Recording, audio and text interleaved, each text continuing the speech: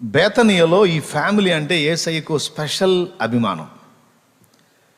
ఈ మార్తా, మరియా, లాజరు వీళ్ళు ఆయనకు చాలా ఇష్టమైనటువంటి వ్యక్తులు, ప్రీతి పాత్రులు అని చెప్పొచ్చు. ఆ ప్రాంతానికి ఎప్పుడు వెళ్ళినా ఆయన ఆ ఇంట బస చేసేవాడు, వాళ్ళ ఇల్లు ఖచ్చితంగా దర్శించేవాడు. ఈరోజు కూడా యేసయ్య మీద ఎవడన్నా నింద మోపాలంటే వాడు మార్తా, మరియా ఇద్దరిలో మరియా, యేసు ప్రభు ఇద్దరి మీద సినిమా కూడా తీశారు. ఏది వారికి స్పెషల్ అనుబంధం ఉన్నట్టు, దరిద్రులు కొంతమంది సైతాన్ బ్యాచ్. కానీ ఆయన వారి యొక్క ఆసక్తిని బట్టి, వారి విధేయతను బట్టి ప్రేమించాడు. ఆయన అందరికీ కన్న తండ్రిగా వ్యవహరించాడు యేసయ్య. యేసయ్య అంటే వాళ్ళకి ఎంతో ఇష్టం. వాళ్ళ ఇష్టాన్ని బట్టి యేసయ్య కూడా వాళ్ళంటే ప్రత్యేకమైన అభిమానం. మార్తా, మరియల సోదరుడైన లాజరు అనేవాడు రోగి అయి ఉన్నాడని యేసు ప్రభుకి వార్త వచ్చింది. వార్త వచ్చినప్పుడు ఆ వార్త విన్న వెంటనే, సహజంగా నా మట్టుకు నేను చెప్తున్నా, మీలో ఎవరైనా నాకు అత్యంత సన్నిహితులు, ప్రేమ పాత్రులు ఎవరైనా ఉంటే, ప్రత్యేకమైన వ్యక్తులుగా ఉంటే, మీలో ఎవరికైనా సమస్య ఉంది అంటే తక్షణమే లేచి నేను బయలుదేరి వెళ్ళి వాళ్ళకి ప్రార్థన చేయటం, ధైర్యం చెప్పడం, మేలు చేయటం చేస్తా. ఒక మనుషునిగా నేనే ఎలా ఉంటే మన ప్రభు కదా. లాజరు గురించి ఆ సమస్య వినబడినప్పుడు ఆయన స్పందించిన తీరు కొంచెం ఆశ్చర్యాన్ని కలిగిస్తుంది. లాజరు రోగి ఆయను అనే మాట విన్న తర్వాత కూడా ఆయన 2 దినములు అక్కడనే ఉండెను. ఎందుకు అక్కడనే ఉన్నాడు? తాను ప్రేమించిన వాళ్ళు అక్కడ ఇబ్బంది పడుతుంటే అది తెలిసి కూడా ఆయన ఎందుకు తెలిసి కావాలని ఆలస్యం చేశాడు అంటే దానికి కారణం పైన చెప్పాడు. ఆ రోగం చావు కోసం వచ్చింది కాదు, దేవుని మహిమ కోసం వచ్చింది అన్నాడు. హల్లెలూయా, హల్లెలూయా. యోహాను సువార్తలో ఈ టైపు మాటలు మరికొన్ని తగులుతాయి. గ్రుడ్డివాడుగా పుట్టుటకు వీడు పాపం చేశాడా, వీడిని కన్నవాళ్ళు పాపం చేశారా అని యోహాను సువార్త 9లో పుట్టు గ్రుడ్డి అయిన మనుషుని గురించి శిష్యులు అడిగినప్పుడు, వీడైనను వీడిని కన్నవారైనను పాపం చేయలేదు, కానీ దేవుని క్రియలు వీని యందు ప్రత్యక్షపరచబడుటకే వీడు గ్రుడ్డివాడుగా పుట్టెను అన్నాడు. అక్కడేమో వాడికి అంధత్వం ఎందుకు వచ్చిందంటే దేవుని క్రియలు వీని యందు ప్రత్యక్షం కావాలి అందుకు. అలాగే ఇక్కడ లాజరు రోగి ఆయను అన్నప్పుడు యేసు అది విని 4వ వచనం, ఈ వ్యాధి మరణము కొరకు వచ్చినది కాదు, కానీ దేవుని కుమారుడు దాని వలన మహిమపరచబడినట్లు దేవుని మహిమ కొరకు వచ్చినదనెను. Praise the Lord. లాజరుకు రోగం వచ్చింది, దానివల్ల దేవునికి మహిమ వచ్చిద్దట. యేసయ్య చెప్తున్నాడు, సరే ఆ రోగాన్ని వెళ్ళి స్వస్థపరిస్తే అయిపోను, మహిమ వచ్చేసిద్ది కదా. కాదు, మరి ఎక్కువ మహిమ కలుగునట్లు ఆయన మరి 2 దినములు అదనముగా ఆలస్యం చేశాడు. ఎందుకు ఆలస్యమైంది అంటే మరి ఎక్కువ మహిమ దేవునికి వచ్చున్నట్లు, మరి ఎక్కువ అద్భుతము అక్కడి ప్రజలు మార్తా, మరియలు చూచున్నట్లు. ఆలస్యం ఎందుకు అంటే మరి ఎక్కువైన అద్భుతమును మనకు చూపుట కొరకు అనేది ఇక్కడ ఒక స్పష్టమైన సాక్ష్యం. ప్రభువుకి స్తోత్రం చెప్దామా? గట్టిగా చెప్దామా? తర్వాత యేసు ప్రభు అక్కడికి వెళ్ళినప్పుడు మార్తా, మరియలు ఎదుర్కొని ఆయన వాళ్ళని ఎదుర్కొంటే వాళ్ళు గోడున ఏడవటం, ఏడ్చిన తర్వాత ఆయన వాళ్ళని ఓదార్చి ధైర్యపరిచి, ఆయన కూడా ఏడ్చేవాడి దగ్గర ఏడిస్తేనే ఓదార్పు కలిగిద్ది. ఏడ్చేవాళ్ళ దగ్గర నవ్వుతారు కొంతమంది, ఎవరుగా ఎందుకు ఏడుస్తావని. అప్పుడు చిరాకు పుట్టిద్ది. ఏడ్చే వ్యక్తి దగ్గర కొంచెం మనం కూడా కనీసం ఏడుపు రాకపోయినా దుఃఖ ముఖం అయినా పెట్టాలి. కానీ అట్లా కాదు, కొంతమంది ఇగిలిస్తారు, ఏడ్చే వాళ్ళ దగ్గర పోయి ఇగిలిస్తూ ఉంటారు, చండాలంగా ఉంటుంది అది. అట్లా చేయకూడదు. యేసయ్య కన్నీరు గార్చాడు. అతన్ని ఎక్కడ ఉంచారు అన్నాడు. ఫలానా దగ్గర ఉంచారు. వెళ్ళాడు. ఆ రాయిని ప్రక్కకు దొర్లించండి. ఒక రాతిని తొలిచి గుహ చేసుకుంటారు అప్పట్లో, శ్మశానం, సమాధి. ఆ రాయిని ప్రక్కకు దొర్లించండి అంటే దొర్లించారు. ఆకాశం వైపు కన్నులెత్తి, తండ్రి, నీవు నా మనవులు ఎల్లప్పుడూ వినుచున్నావని నేను ఎరుగుదును. ఇదిగో నీ క్రియలు ప్రజలు చూచి నిన్ను మహిమపరిచినట్లు ఇదిగో ఈ కార్యమును నెరవేర్చమని చిన్న ప్రార్థన చేసి, లాజరు బయటకు రా అని కేక వేశాడు.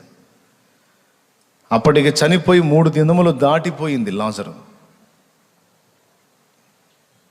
చక్కగా లేచి ప్రేత వస్త్రంతో కట్టబడిన లాజరు వచ్చి నిలబడ్డాడు వాకిట్లో.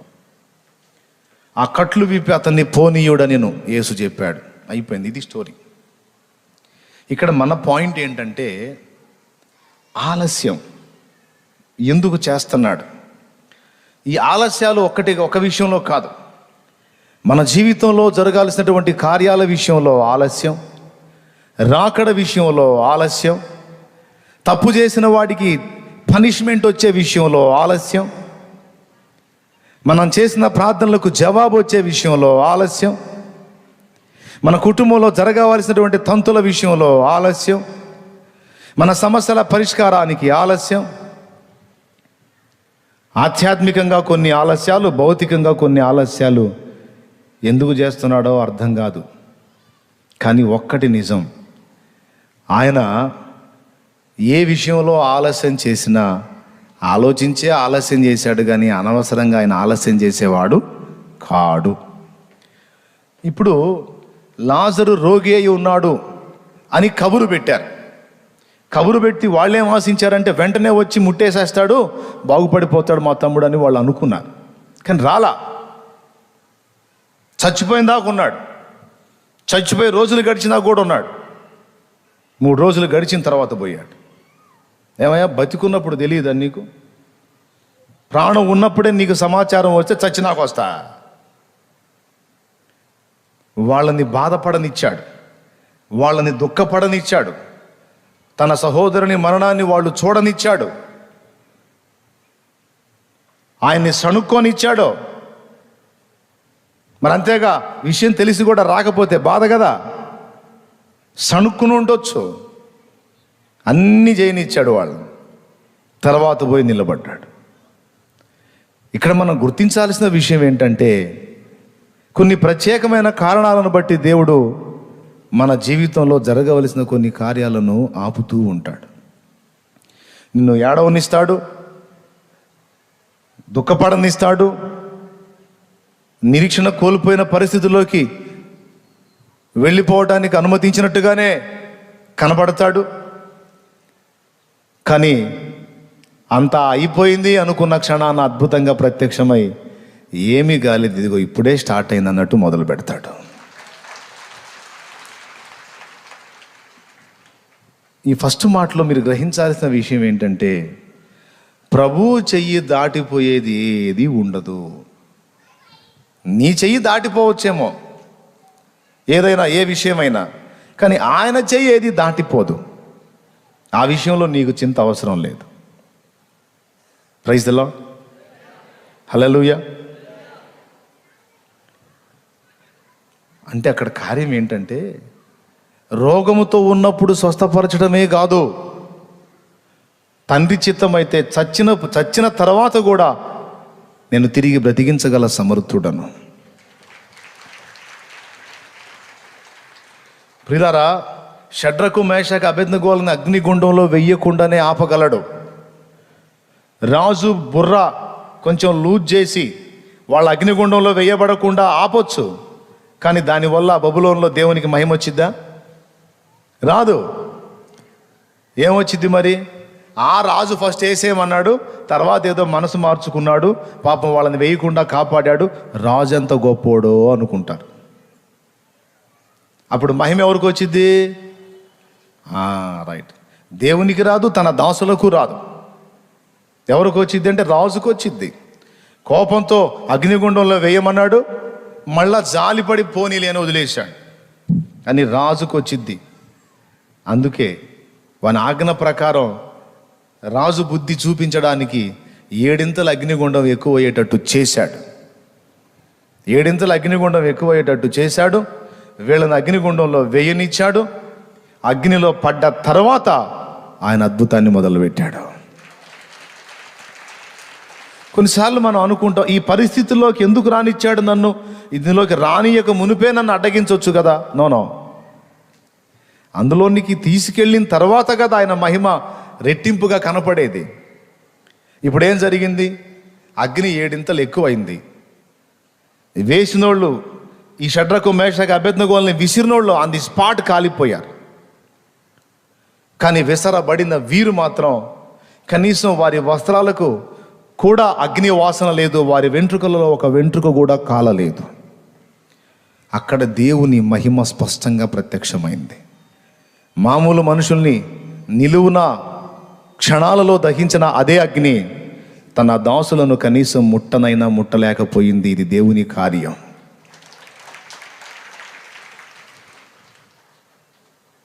ఇంత ఆలస్యం ఎందుకు చేయాలి దేవుడు?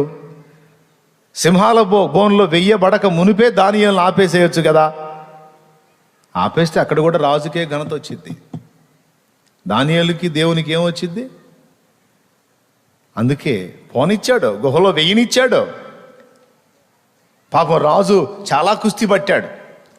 ఆ రాజ్యం మొత్తానికి అది వర్తించింది, కానీ దానియేలు విషయంలో మాత్రం నేను దాన్ని వర్తింప చేయదలుచుకోలేదు, దానియేలుని నేను వదిలేస్తానంటే వాళ్ళంతా, రాజా ప్రజలకు ఒక న్యాయం, నీకు ఇష్టమైన వాడికి ఒక న్యాయమా?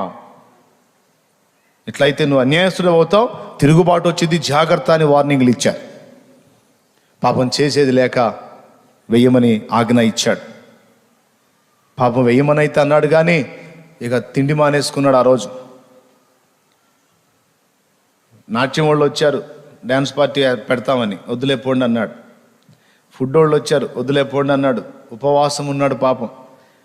ఇక ఏమి లేదు, స్నానపానాదులు లేవో ఏమి లేదు. అంతకుముందు దానియేలు చేసే డ్యూటీ ఆ రోజు రాజు చేశాడు. దేవునికి స్తోత్రం కలుగును గాక. హల్లెలూయా.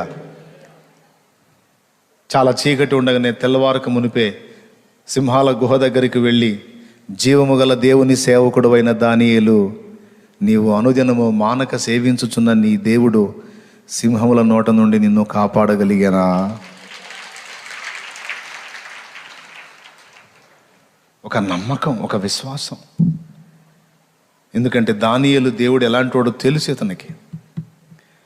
అందుకే పోయి అడిగితే లోపల నుంచి వాయిస్ వినపడుతుంది, రాజు చిరంజీవి అగునుగాక, రాజు చిరకాలము జీవించుగాక. రాజా, నీ దృష్టికి, నీ వారి దృష్టికి నేను ప్రార్థన చేసినందున నేరస్తుండని నన్ను సింహాల బోన్లో వేశారు. మీ దృష్టికి నేను దోషినైతిని, కానీ నా ప్రభువు దృష్టికి నిర్దోషినైనందున సింహములు నాకు ఏ హాని చేయకుండాన్నట్లు నా ప్రభు తన దూతను పంపి నన్ను కాపాడాడు. ఇప్పుడు మీకు నేను నిర్దోషినే కదా ప్రభు అన్నప్పుడు చప్పట్లు కొట్టి వెంటనే దానియేలుని బయటికి తీశాడు. ఎవరైతే దానియేలుని అందులో వేయించడానికి కారకులు అయ్యారో వాళ్ళని అందులో వేయిస్తాడు. రాత్రంతా దానియేలుని ఏమీ ముట్టని సింహాలు దానియేలుని చంపించాలని ప్లాన్ చేసిన వాళ్ళని విసరగానే వారి ఎముకలు సైతము పగుల గురికి పొడి చేసెను అని రాసుంది. అంత ప్రచండమైన కోపంతో వాళ్ళని చీల్చి చెండాడిన సింహాలు భయపడి ఉంటాయి. దరిద్రులారా, మీ వల్ల మేము చచ్చేవాళ్ళం రాత్రి అని. దేవునికి మహిమ. హల్లెలూయా. ఇక్కడ గమనించాల్సింది ఏంటంటే, సింహాల బోన్లో వేయకుండా, సింహాల గుహలో వేయబడక మునిపే దేవుడు ఆపగలడు. కానీ అక్కడ కొంతమంది ప్రత్యక్షత కోల్పోతారు. ముఖ్యంగా దానియేలుకు ప్రత్యక్షత లాస్ అవుతుంది, ప్రజలకు సాక్ష్యం పోతుంది. అందుకే ఆలస్యం ఎందుకు? మన జీవితంలో కార్యాలు, మనం ఒక పక్క యాతన పడుతున్నాం, దుఃఖపడుతున్నాం, ఏడుస్తున్నాం, మొత్తుకుంటున్నాం, అల్లాడిపోతున్నాం, అయినా పట్టించుకోనట్టే ఉన్నాడు, అయినా ఏమి బాధ్యత లేనట్టే ఉన్నాడు. అది శరీర సంబంధమైన అవసరాలకు కావచ్చు, ఆత్మ సంబంధమైన అవసరాలకు కావచ్చు.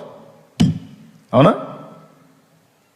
ఫ్యామిలీ మ్యాటర్లో తీసుకుంటే సంవత్సరాలు అప్పుల్లో అల్లాడిపోతున్నావు. ఏ అద్భుతమో, ఓ నాయన శాలేమన్న చెబుతానే ఉన్నాడు, చేస్తాడని చివరికి మేము ముసలోళ్ళం కూడా అయిపోయేటట్టున్నాం ఆయన చేసేటప్పటికి అనుకునే వాళ్ళు ఉంటారు. అన్నా అమ్మాయి వాళ్ళ పెళ్ళన్నా అంటే ఆ శాలేమన్న దగ్గరికి ఎప్పుడన్నా పోని చేస్తాడు అంటాడు. అమ్మాయిలు కూడా ముసలోళ్ళు అయ్యేటట్టున్నారు. రోగం అన్నా స్వస్థత అంటే ఆ దేవుడు చేస్తాడు అంటాడు. అది చేసేటప్పటికి అసలు నేను రోగంతో కాదు కానీ ముందు ముసలితనంతో తెచ్చేటట్టున్నాను అనుకోని ఉండొచ్చు. అన్నా పెళ్ళయిందన్నా 7 ఏళ్ళు 8 ఏళ్ళు అయిందన్నా పిల్లలు లేరన్నా, పిల్లలన్నా అంటే ఇస్తాడు అంటాడు. చివరికి సారాగా 90 ఏళ్ళకి ఇస్తాడేమో. ఎప్పుడు పోయినా అంతే చెబుతున్నాడు ఆయన. అంటే మరి అంతే చెప్పకేం చెప్పాలి నేను? మనలో మన మాట అట్ట చెప్పకుండా ఏం చెప్పాలి నేను? నా చేతిలోదే డింగమంటానికి కాదు. నీకు ఎప్పుడు ఇవ్వాలో, ఏ టైపులో ఇవ్వాలో, ఎలాంటిది ఇవ్వాలో, ఏ స్థాయిలో ఇవ్వాలో, ఎందుకు ఇవ్వాలో, ఎక్కడ ఇవ్వాలో ఎవరికి తెలుసు? ఆయనకు తెలుసు. నాకేటి తెలుసు, నీకేటి తెలుసు? ఏటి తెలుసు? మనకేటి తెలుసు అసలుకి? పైకి చూస్తాం తప్ప. కాబట్టి ఎందుకు ఆలస్యం అంటే నీకు ఓర్పు నేర్పుట కొరకు, మరి ఎక్కువైన అద్భుతము నీకు చూపుట కొరకు. అర్థమైందా? ఒకంత కాదు, 10 మేలు నీకు కలిగించుట కొరకు. ఎప్పుడన్నా నాకు విడుదల మంచి వాళ్ళు పోతున్నారు, మా అత్త పోవట్లేదన్నా. ఎన్ని సంవత్సరాల నుంచి ఎదురు చూస్తున్నా అంటే ఆగు, ఎందుకన్నా దుర్మార్గురాలు నా ప్రాణం తీస్తుంది అంటే, లేదమ్మా ఆమె వెళ్ళిపోతే నువ్వు ఓర్పులో ఎదగలేవు తల్లి. నిన్ను ఓర్పులో అభివృద్ధి చేయటానికి, ఓర్పును నీకు నేర్పడానికి దేవుడు ఏర్పాటు చేసిన కొలిమి తల్లి మీ అత్తగారు. నీకు మీ కుటుంబం, మీ భర్త గారు కానీ, అత్తగారు కానీ, లేకపోతే మంచి భర్త అయితే దుష్టురాలైన భార్య కానీ, మనల్ని ఓర్పులో అభివృద్ధి చేయడానికి దేవుడు ఏర్పరచుకున్నటువంటి పాత్రలవి. ఆ పాత్రలు అలా శోధిస్తుంటేనే మన ఓర్పులో డెవలప్ అవుతాం. నిజం. లేకపోతే మన నుంచి దేవుడు ఆశించినటువంటి పరిమళ సువాసనలు రావు. అవి రావాలంటే ఈ బ్యాచ్ ఉండాలి మనకి. ఎటో పక్క నుంచి, ఇంటి పక్కోళ్ళో, ఇంటి వెనకోళ్ళో, ఇంట్లో వాళ్ళో, ఏమండి సొంతోళ్ళో బయటోళ్ళో ఎవరో ఒకళ్ళు గద్దిస్తూనే ఉండాలి. లేకపోతే మన ఓర్పులో ఎదగలేం. కొంతమంది వచ్చి అడుగుతారన్న, నాకు బాగా ఓర్పు కోసం ప్రార్థన చేయన్న అని. ఒకసారి ఒక పాస్టర్ గారి దగ్గరికి ఒక యవనస్తుడు పోయి, అయ్యగారు నాకు బాగా ఓర్పు రావాలని ప్రార్థన చేయండి అంటే, నెత్తి మీద చేయబెట్టి, ప్రేమగల పరిశుద్ధ ప్రభువా యేసు నామములో ఈ బిడ్డ అగచాట్ల పాలగును గాక అన్నాడు. ఆడు గతుక్కుమని, ఏందయ్య గారు అంత మాట అనేసారు బాబోయ్ అంటే, ఏంటి బాబు నువ్వు అడిగింది అన్న. ఓర్పయ్య గారు, ఓర్పు నాకు అభివృద్ధి కావాలని ప్రార్థన చేయమంటే, మరి ఓర్పు అభివృద్ధి కావాలంటే అగచాట్లే రావాలి రబ్బాయి అన్నాడంట. అగచాట్లలోనే కదా ఓర్పు డెవలప్ అయ్యేది. అది యాకోబు రాసిన పత్రిక 1వ అధ్యాయం 1-2 వచనాల్లో ఉంది. నా సహోదరులారా, మీ విశ్వాసమునకు కలుగు పరీక్ష మీలో ఓర్పును పుట్టించుందని ఎరిగి, మీరు నానా విధములైన శోధనలో పడినప్పుడు అది మహా దుఃఖంగా ఎంచుకోమన్నాడా, ఆనందంగా ఎంచుకోమన్నాడా? మహానందమని ఎంచుకొనుడి. మీరు సంపూర్ణులను అనూనాంగులను ఏ విషయంలోనూ కొదువలేని వారునై ఉండునట్లు దేవుడు జోక్యం చేసుకున్నాడు. మనందరికి కూడా దేవుడు బాగా నేర్పాలనుకుంటున్నది ఓర్పే. అందుకే ఒక్కోసారి నా చేత 2 గంటల ప్రసంగం కూడా చేపిస్తాడు. దేవునికి స్తోత్రం. ఏంది ప్రభా శాలేమన్న మారు మనసు పొందడా 2 గంటల ప్రసంగం ఏంది ప్రభా అంటే, మరుసటి వారం ఇంకొక అరగంట పెరిగిద్ది. ఏంది నాయన నాకు ఈ శోధన అని నువ్వు అనుకుంటే, దేవుడు మెల్లని స్వరంతో చూస్తాడు. ఏమిటి? ఓర్పు నాయన్న, ఓర్పు నేర్పుతున్నాడు నా బిడ్డ, నేర్చుకోండి. సహించటం దేవునికి మహిమ కలుగును గాక. హల్లెలూయా. ఎప్పుడన్నా జరిగేది, ఎప్పుడన్నా దేవుడు చెప్తున్నాడు, కొంచెం ఓర్పుతో ఎదురు చూడు. వాగ్దానమును స్వతంత్రించుకోవడానికి ఓరిమి అవసరమై ఉన్నదన్నాడు హెబ్రీ పత్రికలో. ఒకసారి తీయండి. దేవునికి మహిమ కలుగును గాక. హల్లెలూయా. హెబ్రీ పత్రిక 10వ అధ్యాయం 36వ వచనం చదువు తొందరగా. మీరు దేవుని చిత్తమును నెరవేర్చిన వారై వాగ్దానము పొందు నిమిత్తము మీకు ఓరిమి అవసరమై ఉన్నది. ఓరిమి అంటే ఓర్పేగమ్మా. ఏంది మళ్ళీ ఒకసారి చదువమ్మా. మీరు దేవుని చిత్తమును నెరవేర్చిన వారై, మీరు దేవుని చిత్తం, మీ సొంత చిత్తం కాదు, దేవుని చిత్తమును నెరవేర్చిన వారై వాగ్దానము పొందు నిమిత్తము. అదగదగదుగో వాగ్దానం, మీకు ఇచ్చిన వాగ్దానం మీరు స్వతంత్రించుకొను నిమిత్తం మీకు ఓరిమి అవసరమై ఉన్నది. అంతే. దడ పనికి రాదని చెబుతున్నాడు. అది విషయం. ఏది మీరందరూ చెప్పండి, ఏం పనికి రాదు? పెద్దగా చెప్పండి, మీరు దండం పెడతాను. దడ పనికి రాదు, ఓర్మి కావాలి. ఓర్పుతో నిరీక్షణతో ఎదురు చూడాలి. ఓకేనా? రైట్, అయిపోయింది. నీకు దేవుడిచ్చిన ప్రామిస్ నెరవేర్చడానికి ఆలస్యం ఎందుకు అని నువ్వు అనుకుంటే, దేవుడు ఫస్ట్ పాయింట్ చెప్తాడు, నీకు ఓర్పును నేర్పటానికి. రెండవది, నీ నిరీక్షణను పరీక్షించడానికి. ఎంతవరకు నిరీక్షిస్తావో చూద్దాం. అసలు ఎంతకాలం నిరీక్షిస్తావో? ఆ నిరీక్షణ సన్నగిల్లిద్దా, లేకపోతే అలానే ఉంచుకొని ఉంటావా?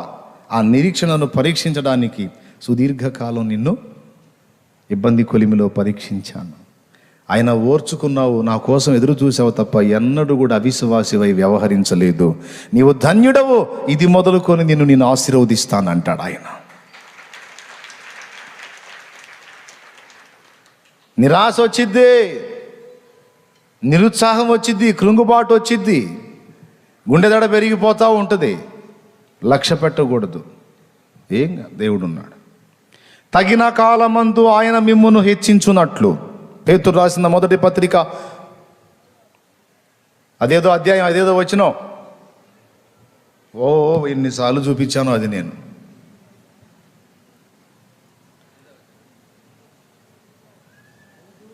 ఏందండి తీయలేదా? 5వ అధ్యాయం అండి, 6-7 వచనాలు చూడండి. దేవుడు తగిన సమయమందు మిమ్మల్ని హెచ్చించు. తగిన సమయం ఒకటి ఉంది అక్కయ్య, అనయ్య, అది సంగతి. నీకేమో దడ ఎక్కువ, తొందరగా కావాలి. అవునా? దేవుడికి సలహా చెప్పొచ్చా మనం? చెప్పొచ్చా? చెప్పకూడదు. ఆయన చెప్పింది చూస్తా మనం నడుచుకుంటూ ఉండాలి. ఒకసారి అంట ఓ భక్తిపరుడు ఒకడు మొక్క నాటాడంట. మొక్క నాటాడు. నాటి ప్రార్థన చేస్తున్నాడంట, ప్రభువా మొక్క నాటాను ఆయన, అది బ్రతకాలంటే దానికి ఇప్పుడు నీళ్లు కావాలి ప్రభువా, వాన కురిపించు తండ్రి అన్నాడంట. సరే, వాన కురిపించాడు. మొక్కకు కావలసిన నీళ్ళు వచ్చినాయి. అయినా దానిలో మార్పు రాలా. ప్రభువా ఇదేందో మార్పు రావట్లేదు నాయన. సరే, అచ్చంగా నీళ్ళే ఉంటే ఎట్లా ప్రభువా, దానికి ఎండ కాపించు ప్రభువా అన్న. సూర్యరశ్మి కూడా కావాలి. ఆకుల్లో పత్రహరితో ఏర్పడాలంటే సూర్యరశ్మి కావాలి కనుక సహాయం చేసి తండ్రి సూర్యరశ్మి వచ్చేటట్టు చేయి ప్రభు అంటే దానికి ఎండ వచ్చేటట్టు చేశాడు. అబ్బా హల్లెలూయా, స్తోత్రం ప్రభు అంటే అది అంతే ఉంది. ఫస్ట్ ఏం అడిగాడు? నీళ్ళు అడిగాడు, వచ్చినాయి, అంతే ఉంది అది. తర్వాత ఏం అడిగాడు? ఎండ, అంతే ఉంది. ప్రభువా నీళ్ళు ఎండ రెండు వచ్చినాయి. గాలి కావాలి ప్రభువా అది బాగుగా బ్రతుకున్నట్లు ఎదుగున్నట్లు దాన్ని గాలి పంపించు ప్రభువా అంటే గాలి పంపించాడు. ఇప్పుడు నీళ్ళు వచ్చిన, ఎండ వచ్చింది, గాలి వచ్చింది, అయినా అది అంతే ఉంది. ఏంది ప్రభువా ఏ మార్పు లేదు అంటే, ఇంకేం చేయమంటావు నా కుమారుడా అన్నాడంట. ప్రభువా ఇంకేం చేస్తావయ్యా, నీళ్లు కావాలి నీళ్లు పోసాం, ఎండ కావాలి ఎండ వచ్చింది, గాలి కావాలి గాలి వచ్చింది, ఇంకేం చేద్దాం ప్రభువా చెప్పు నాయన, మనకేమన్నా ఓడియా దేవులాడు. అప్పుడు వెర్రి ముఖం వేసుకొని చూశాడు. అప్పుడు దేవుడు చెబుతారు, పిచ్చోడా దానికి ఎప్పుడు నీళ్లు పోయాలో, ఎప్పుడు ఎండ గాయాలో, ఎప్పుడు గాలి పంపించాలో, ఎప్పుడు ఏది రావాలో నాకు తెలుసు. నేను చేసే పని అది. నాకు నువ్వు సలహాలు చెప్తే ఎట్టుంటుందంటే ఇట్లనే ఉంటుంది. విషయం ఏంటంటే అది పచ్చబడి బాగుపడటం కాదు, మొత్తానికి చచ్చింది అది. అది అసలు ట్విస్ట్. చచ్చింది అది. ఎందుకు చచ్చను అని అడిగాడు. అప్పుడు దేవుడు చెప్పాడు, తమరి సలహా వలన చచ్చను. దేవునికి స్తోత్రం, హల్లెలూయా. ఎందుకు చచ్చను? తమరి సలహా వలన చచ్చను. ఎందుకు ఇచ్చావరా పిచ్చి సలహాలన్నీ? అంటే నీ తెలివి ఏంటంటే నీళ్లు పోస్తే చాలు, గాలి వస్తే చాలు, ఎండ కాస్తే చాలు, వచ్చేసిద్ది అది. అంతేనా? ఇంకా నా పనే లేదా? దేవుడికి సలహాలు ఇవ్వకూడదు. చెప్పింది వినాలి నోరు మూసుకొని. ఇచ్చింది తీసుకోవాలి, ఇచ్చేదాకా ఎదురు చూడాలి. నీ హస్తపు నీడకు పరుగెత్తగా నీ శాశ్వత కృపతో నిలిపితివా. నీ హస్తపు నీడకు పరుగెత్తగా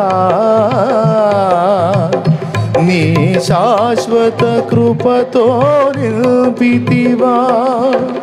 నీ సన్నిధిలో దీనుడనై కాచుకొనెదని కృపయన్నడు. నీ సన్నిధిలో దీనుడనై కాచుకొనెదని కృపయన్నడు. యేసయ్యా నీ కృప నన్ను అమరత్వానికే అర్హునిగా మార్చెను. యేసయ్యా నీ కృప అర్హునిగా మార్చెను. యేసయ్యా నీ కృప, యేసయ్యా నీ కృప. Praise the Lord. ప్రియరా,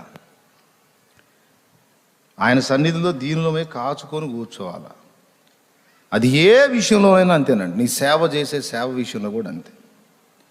అబ్బో, విస్తారమైన ఆత్మల్ని, గుంపులు గుంపులు జన సమూహాల్ని నేను సమకూర్చాలి ఆశపడు తప్పులేదు. కానీ అది నెరవేర్చబడటానికి నీకు ఓరిమి అవసరమై ఉన్నది, నిరీక్షణ అవసరమై ఉన్నది. తెలుసా ఆయనకి ఎప్పుడు ఇవ్వాలో, ఎలా ఇవ్వాలో, నిన్ను ఎన్ని మెట్లు ఏ విధంగా ఎక్కించాలో తెలుసు. తొందరపడి దేవుని తొందర పెట్టడానికి ట్రై చేయకూడదు. జాగ్రత్తగా వినండి. ఏదో ప్లెయిన్ విషయం అని కొట్టేయకండే. సారా కొద్దిగా దేవునికి సహకరిద్దాం అనుకుంది. నా సరుకు అయిపోతుంది, పాపం ఆయన కూడా పెద్దవాడైపోతున్నాడు, ఎందుకులే హాగరు కొంచెం యవనస్తురాలుగా ఉంది కదా, ఆయన నా భర్తకి ఇచ్చేస్తే వాళ్ళిద్దరి ద్వారా ఒక బిడ్డ వస్తే నేను ఏదో హాయిగా ముద్దాడుకుంటాను ముసలితనంలో అనుకుని దేవుణ్ణి ఇబ్బంది పెట్టకూడదు. పాపం ఆయన మాత్రం ఏం చేస్తాడు, నాకు వయసు ఉడిగిపోయింది కదా, స్త్రీ ధర్మము నిలిచిపోయింది కదా, ఇప్పుడు దేవుణ్ణి ఎందుకు రిస్క్ పెట్టడం?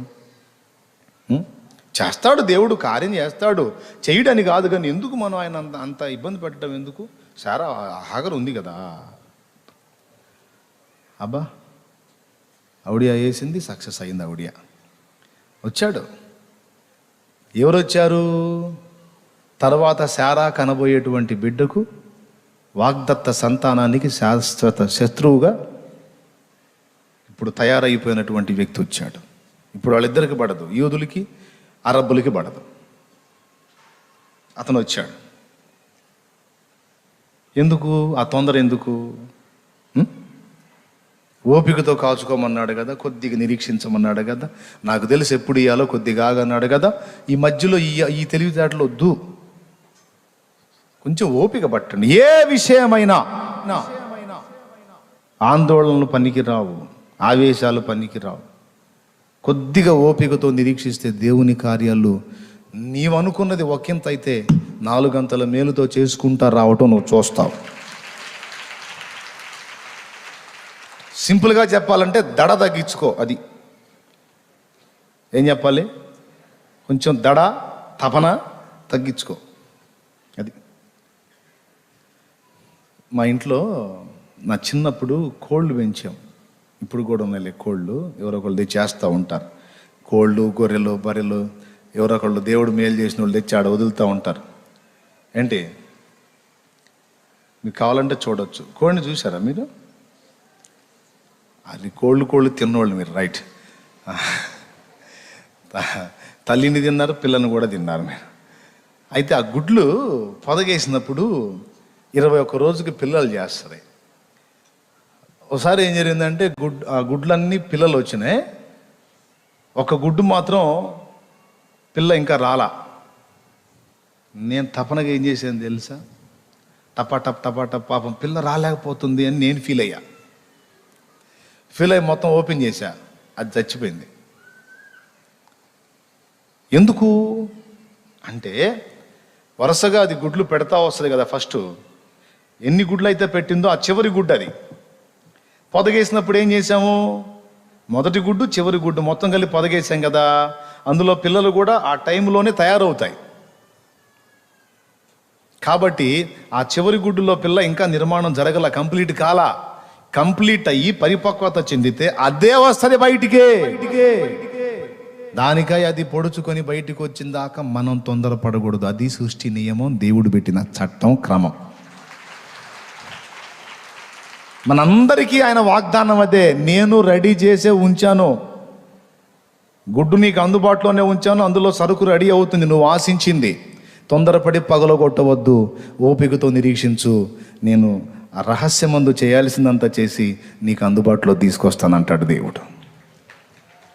ఎప్పుడు కూడా తొందరపడి మనం పిల్లల్ని బయటికి తీయటానికి ట్రై చేయకూడదు. చేతులారా సావగొట్టుకుంటాం. చేసే ఆ పని పెద్దోళ్ళు చూస్తే కొడతారని దాన్ని మాఫీ చేశా. హత్య జరిగింది, కోడి పిల్ల హత్య. ఎందువల్ల జరిగిందంటే నా దడతో జరిగింది. ఇక దాన్ని తీసుకెళ్ళి ఎందుకు ఈ మాట చెప్తున్నానంటే, ఆలస్యం ఎందుకు అవుతుంది అనే ప్రశ్న మీలో చాలామందికి ఉందని పరిశుద్ధాత్మ ద్వారా తెలుసుకొని ఈ మాట మాట్లాడుతున్నాను నేను. దేవునికి స్తోత్రం కలుగును గాక. ఎవరెవరు ఏ ప్రయత్నాల్లో ఉన్నారో, ఏ సంగతుల గురించి అనుకుంటున్నారో ఎవరన్నా ఉంటే చేయొద్దండి. నా మట్టుకు నేను అలాగ కొన్ని విషయాల్లో ఎదురు చూస్తూ ఉన్నానన్నా. నిజమేనా? అది మరి నాకెట్ట తెలుసు? ఆయనకి తెలుసు. అందుకు దేవుడు మాట్లాడిస్తున్నాడు ఈ మాట. నువ్వు దేని కొరకు నిరీక్షిస్తున్నావో అది నీకు 4 గంటల దీవెనకు వచ్చేటట్టు దేవుడు చేయబోతున్నాడు. నువ్వు కొంచెం ఆయాసం, ఆవేశం, ఓకేనా, అది నీకు వాగ్దానం నెరవేర్పు విషయంలో ఆలస్యానికి కారణం. ఓకేనా? అన్నా కొంతమంది మరీ దుర్మార్గంగా బతుకుతున్నారు కదా, వాళ్ళకి ఏందన్నా అసలు ఏం శిక్ష రావట్లేదు. బాగా బతుకుతున్న వాళ్ళకేమో దెబ్బ మీద దెబ్బ పడుతుంది. నీతి, న్యాయం, మంచి, ధర్మం అని అన్ని పద్ధతులుగా బతుకుతున్న వాళ్ళకేమో ఒకటి పోతే ఒకటి పడుతుంది నెత్తినే. దుర్మార్గంగా బతుకుతున్న వాళ్ళేమో రాజ్యాల్లాగా బ్రహ్మాండంగా ఉన్నారన్న, వాళ్ళకి ఏం కావట్లేదు ఏందన్నా అని ఒక డౌటు. దానికి సమాధానం చెప్పాడు. చెప్పనా? దానికెందుకో మనుషులు 2 రకాలు. బాగా వినండి, స్తోత్రం చెప్పండి. మనుషులు 2 రకాలు. దేవునికి భయపడేవాళ్ళు, దేవుని లక్ష్య పెట్టనోళ్ళు. మళ్ళీ చెప్తున్నా, మనుషులు 2 రకాలు. దేవునికి భయపడేవాళ్ళు, దేవుని లక్ష్య పెట్టనోళ్ళు. దేవుని లక్ష్య పెట్టనోళ్ళు బ్రహ్మాండంగా ఉంటారు. దేవునికి భయపడే వాళ్ళకి దెబ్బ మీద దెబ్బ తగులుతూ ఉంటుంది. అసలు ఇదేంది అని ఎప్పుడన్నా మీకు డౌట్ వచ్చిందా? నాకు వచ్చింది అన్నోళ్ళు చేయొద్దండి. అబద్ధాలు ఆడొద్దు. నాకు కూడా చాలాసార్లు వచ్చిందిలే. అప్పట్లో స్టార్టింగ్లో దించారు చేతులు, వచ్చింది డౌట్. నీతి, న్యాయం, మంచి, ధర్మం, పద్ధతి అని బతుకుతుంటేనేమో అన్నాక సాట్లే ఎట్టబడితే అట్ట ఏ భయం లేకుండా ఊరేగవాడేం బ్రహ్మాండంగా ఉంటున్నాడు. ఇదేందో నాకు అర్థం కాలేదని ఎప్పుడు నీకు అనిపించలేదా? అనిపిస్తే చేయొద్దు. మరి ఇందాక చేయత్తలేదే? అందరికీ డౌటే ఇది. చెప్తా విను. ఒకటి తర్వాత ఒకటి ఏదైనా నీకు దెబ్బలు తగులుతున్నాయి. ఏ చిన్న తప్పు జరిగినా, ఏ చిన్న పొరపాటు జరిగినా నీకు దెబ్బలు తగులుతున్నాయి అంటే అర్థం ఏంటంటే నువ్వు దేవుని హస్తపు నీడలో ఉన్నావు అంటానికి అది గుర్తు. అర్థమైందా? దేవుడు నిన్ను అతిగా ప్రేమిస్తున్నాడు అనటానికి అది గుర్తు. అయ్యో నేను చెప్పేది మళ్ళీ అబద్ధం అనుకునేరు. ప్రకటన గ్రంథము 3వ అధ్యాయము 19వ వచనం చూడండి. నేను ప్రేమించు వారినందరినీ గద్దించి శిక్షించుచున్నాను. మళ్ళీ చదువు. నేను ప్రేమించు వారినందరినీ గద్దించి శిక్షించుచున్నాను. ఇదేం ప్రేమమ్మా? ప్రేమిస్తే ఎవరు గద్దించకుండా అడ్డగించాలి, ఎవరన్నా శిక్షించబోతే అడ్డగించాలి. అది ప్రేమ అంటే. ఇదేం ప్రేమ? విచిత్రమైన ప్రేమ. నేను ప్రేమించు వారిని అందరినీ గద్దించి అందరితో వదిలిపెట్టట్లేదంట, కొడుతున్నానని కూడా చెబుతున్నాడు. వినపడుతుందయ్యా? అర్థమైన వాళ్ళు స్తోత్రం చెప్పండి, అర్థం కాని వాళ్ళు కూడా చెప్పండి. అది ఏమండి?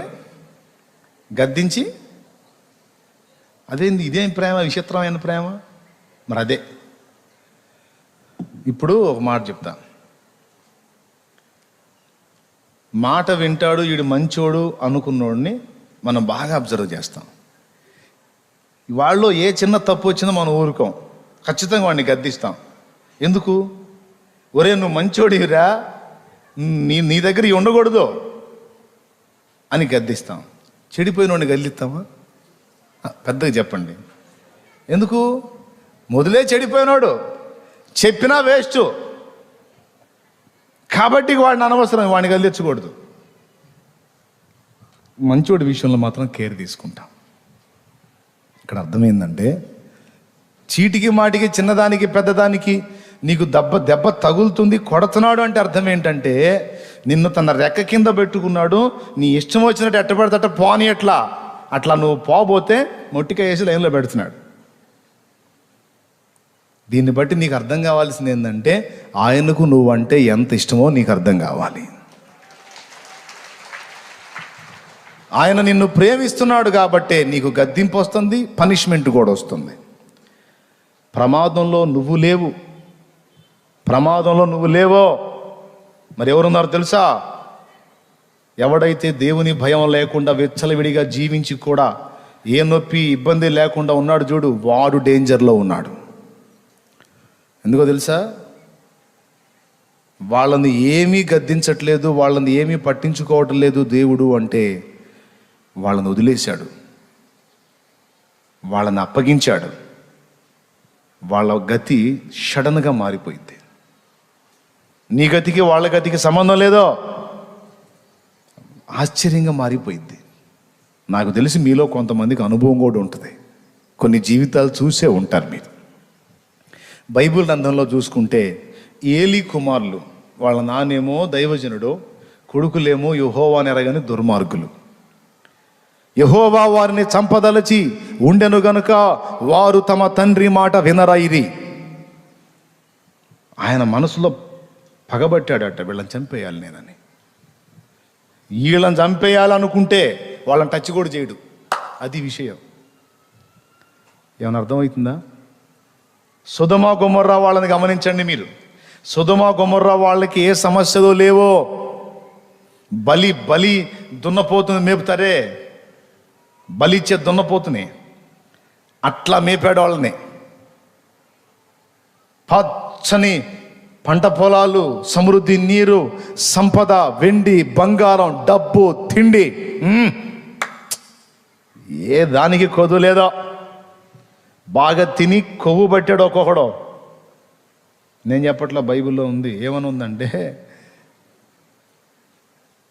దేవుని ఉనికిని కూడా గుర్తుపట్టకుండా దేవుడే వారి మధ్యలోకి వస్తే దేవునితో కూడా వారు నీచమైన ఆలోచన చేశారు. ఎంత కోపం వచ్చి ఉంటుందో చూడండి ఆ తండ్రికి. ఆయన నరమాతృలాగా, ఇద్దరు మనుషుల్లాగా లోతింటికి వస్తే బాలురు మొదలుకొని వృద్ధుల వరకు ఆ ఊరు మొత్తం కలిసి లోతింటి ముందుకు వచ్చి దొమ్మిగా వచ్చి, ఏ లోతో, నీ ఇంట్లోకి వచ్చారు ఇద్దరు ఈరోజు కొత్త వ్యక్తులు, మేము వారిని కూడునట్లు బయటికి పంపించన్నారు ఆ దుర్మార్గులు. ఆదికాండం 19లో ఉంటుంది. ఎంత కొవ్వు పట్టారో చూడండి. హేయమైన కృత్యాలు చేసి బహునీచానికి దిగజారిపోయి విపరీతమైనటువంటి లైంగిక వాంఛతో నిండిపోయారు. ఫలితం ఏం జరిగిందో మీకు తెలుసు. వాళ్ళనేమల్లా లోతును గద్దిస్తున్నాడు. లోతో, ప్రభువా, ఇక్కడ నీకేమేముందో తొందరగా సిద్ధపరచుకో, నీ వారెవరో తీసుకొని నువ్వు బయలుదేరు. నాకు వచ్చిన మొర్ర చొప్పున వాళ్ళు సంపూర్ణంగా చేశారో లేదో టెస్ట్ చేద్దామని వచ్చాను. అబ్బో, పండు బాగా పాకానికి వచ్చింది. వీళ్ళ పాపం పండింది. ఒక వ్యక్తిని దేవుడు చించేయాలనుకున్నప్పుడు వాడు విచ్చలవిడిగా తిరిగిన వాడిని ఏమనడు. మనం అనుకుంటాము వాడి పనే హాయి అనుకుంటాం. పిచ్చి తెలివి. వాడికి సావు మూడిందని నీకేం తెలుసు? వెర్రిమొహమా, తెలుసా నీకు? వాడికి ముహూర్తం పెట్టాడా, మళ్ళీ రోగం నొప్పి కూడా కాదు, టోటల్ పేజీ నీకు పోద్దే. ఏమైంది చెప్పండి? భక్తిహీనులకు క్షేమము కలుగుట నేను చూచినప్పుడు నేను పొరపాటు పడ్డాను, కానీ తర్వాత నేను ఆలోచించుకున్నాను, నిశ్చయముగా కాలు జారు చోటునే నీవు వారిని నిలిపి ఉంచావంటాడు భక్తుడు. కాబట్టి భక్తిహీనుల క్షేమం చూసినప్పుడు నువ్వు మత్సరపడవాకు. వారి క్షేమం అంతా త్రాసు మీద ధూళి. అంటే త్రాసు మీద ధూళి ఉంటుందా? త్రాసు అంటే ఏంటి? త్రాసు పాము అనుకున్నారు. తక్కెడ మీద ఇనప ప్లేట్లు, తక్కెడ అంటే ఇనప ప్లేట్లేగా, వాటి మీద దుమ్ము ఉంటుంది. ఏదన్నా పదార్థం పోయిపోయేటప్పుడు ఏం చేస్తారు? త్రాసు మీద ధూళి లాంటి యౌవనమే క్షణికమని, మూడు నళ్ళ ముచ్చటని ఎరుగక, ముందు చూపు కొంతైన లేనే లేక. మూడు నళ్ళ ముచ్చటని ఎరుగక, ముందు చూపు కొంతైన లేనే లేక. అంతా వ్యర్థమని అర్థం కాక, అంతా వ్యర్థమని అర్థం కాక, సంతలో వెదకులాటలెందుకే నీటి మీద బుడగా. సంతలో వెదకులాటలెందుకే నీటి మీద బుడగా. మూడు నళ ముచ్చటని ఎరుగక, ముందు చూపు కొంతైన లేనే లేక.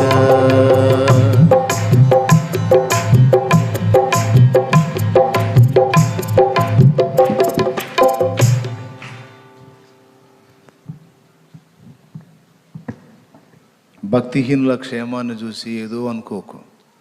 భక్తుడివై ఉన్న నీవు బాధలు పడుతున్నందుకు అదేదో అనుకోకు. నీకు ఇది కరెక్ట్, వాడికి అది కరెక్ట్. వాడు పొందుతున్న సుఖాలు క్షేమం వాడికి శాశ్వతం కాదు.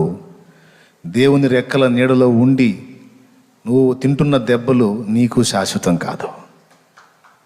అర్థమైందా? ఒకరోజు వస్తుంది, ఈ పరిస్థితులన్నీ మారిపోయి నువ్వు ఆశీర్వాదకరంగా మారుతావు. వాడు ఎదుర్కొంటున్న పరిస్థితులు, ఆనందకరమైన పరిస్థితులన్నీ మారిపోయాక చట్లోకి వాడు ప్రవేశిస్తాడు. వాళ్ళలాగా కావాలా నీకు, లేకపోతే దేవుడు చెప్పిన పద్ధతిలోనే కావాలా? వాళ్ళ లైఫ్ కావాలంటే చెప్పు, ఇప్పుడే ప్రార్థన చేస్తా. చేయమంటారా? తన్నులే కావాలా లేకపోతే బన్నులు కావాలా? తన్నులేనా? రంగు రంగుల లోకపు పొంగులెన్ను చూసి, రంగు రంగుల లోకపు పొంగులెన్ను చూసి, చెంగు చెంగున నీవు పరుగెత్తనేలని. రంగు రంగుల లోకపు పొంగులెన్ను చూసి, చెంగు చెంగున నీవు పరుగెత్తనేలని. అందము మాయా, సౌందర్యము వ్యర్థమని. అందము మాయా, సౌందర్యము వ్యర్థమని. త్రాసు మీద ధూళి లాంటి యౌవనమే క్షణికమని.